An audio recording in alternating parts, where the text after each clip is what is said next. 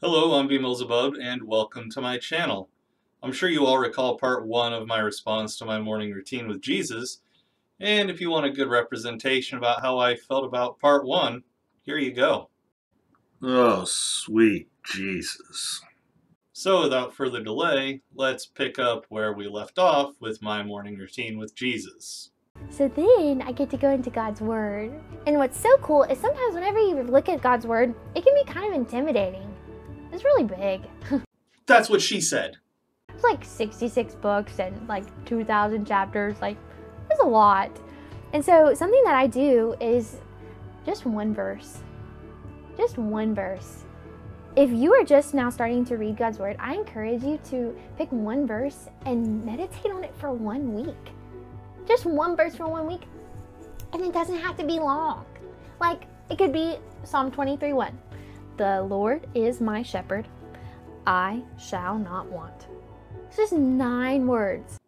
Well, if you're only doing one verse for a week, you're probably going to miss an awful lot of context out of that now, aren't you? Isn't that something you Christians harp on us atheists about when it comes to the Bible, context? Nah, don't worry, kid. Those rules don't apply to you. I wake up in the morning, the Lord is my shepherd, I shall not want. I go downstairs, the Lord is my shepherd, I shall not want. I walk in down the hallway of school, the Lord is my shepherd, I shall not want. And guess what? Whenever that trial does come, or whenever that temptation does come, because you went private before you went public, no matter when or where you are, Satan, the Lord is my shepherd, I shall not want. I'm curious to hear your explanation for devout Christians around the world who do want, despite saying the Lord is their shepherd. Seriously, lots of Christians out there who are starving or their lives are somehow in peril want for food and safety, and they still believe in this verse. They may think the Lord is their shepherd, but it kind of seems to me like there's no one really there.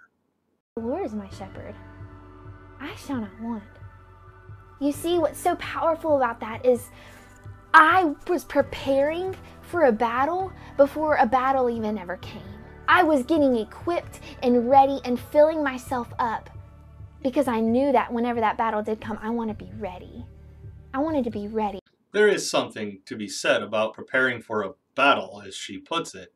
People prepare for debates, people prepare for tests in school. The military prepares for literal battles, so there is something to be said for it. The problem with Emma's take here, though, is that she's preparing herself to reject anything that comes into conflict with her holy book. That's called self-indoctrination, and it's a real shame, because there's a lot this world has to offer, and she's putting blinders on to all of them that don't line up with an incredibly self-contradictory holy book. Be ready. I want to be ready when someone comes to me and says, hey Emma, how do you do this? Hey Emma, I'm going through this. What do you suggest? And I don't want to give them my opinions. I want to give them truth. I want to give them life. And how do I do that? I go private before I go public. So I spend time in God's Word. It's really good. And it fills my soul. And so when my soul is filled, I can't sit still. Because I can't contain the beauty that God just did in my heart, you have to express it. I'd be okay with wanting to give someone truth rather than opinion, but you're not going to get truth from the Bible. It's definitely not a good book either, despite what she says about it. And by the way, what's with the weird change in her accent? Did anybody else notice that? She went from speaking without a southern accent to suddenly sounding like she's in the deep south. But I'm curious to see how it is she expresses herself. Talking about no burn up. Little baby got exploded.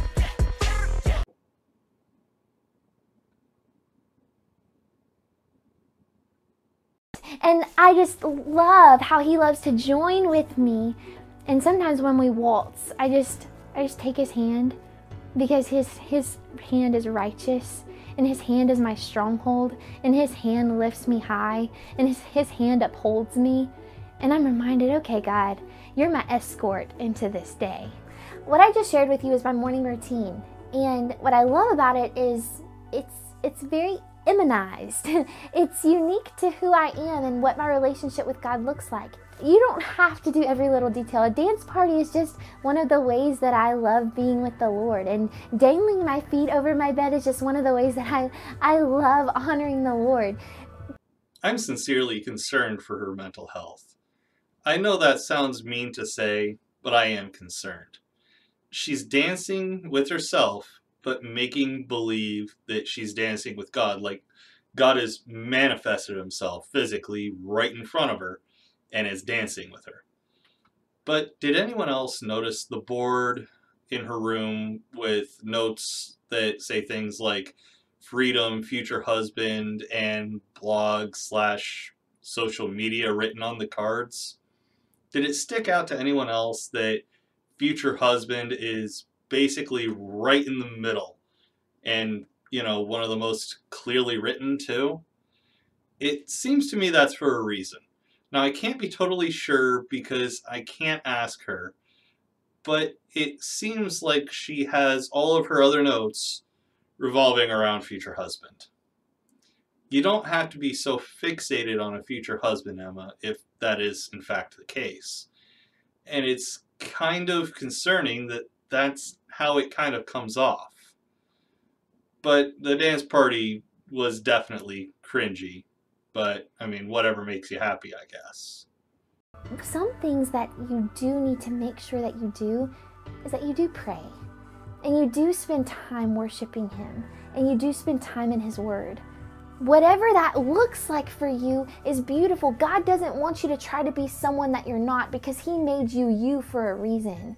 And He set you apart for you to be you, not to be someone else. So don't go and try to be Emma, because you're not Emma, and I love that about you. There's only one you, and it's incredible. So make your morning routine so real and so genuine. He doesn't call us to be fake. That's so hard and boring. He wants you to be real. So whatever your morning routine looks like, let it be you, but let it be filled with prayer. Let it be filled with time in His Word, and let it be filled with worship. Because, man, it sets the tone for your entire day. Sorry, Emma. I need to be shown tangible proof for a God. Otherwise, I'm not going to bother wasting my time praying to or worshiping something that hasn't been demonstrated to be real. I do agree that everyone should be themselves, but the Bible doesn't really call for that, now does it? More than individuality, the Bible calls for conformity. And this God there's no proof for certainly did not have a hand in making me. Anyone who's familiar with basic biology knows how new people are made. But if you need it broken down for you, when a mommy and daddy love each other very much or have had too much tequila, actually I think I'll save that explanation for the sex ed videos I'm making with Laura Lulu. So I'm sure you guys remember in part 1 of my response to Emma here that she said she wants God to get all the glory and the likes and become the one who is all the more famous.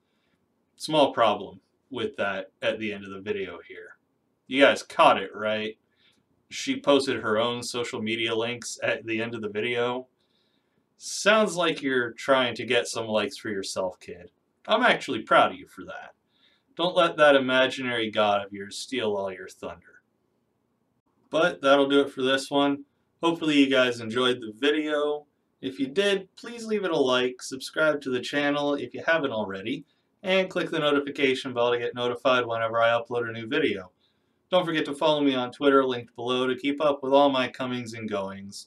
And join my Discord for a chance to talk to yours truly. Take it easy, everyone, and I'll see you all in the next one.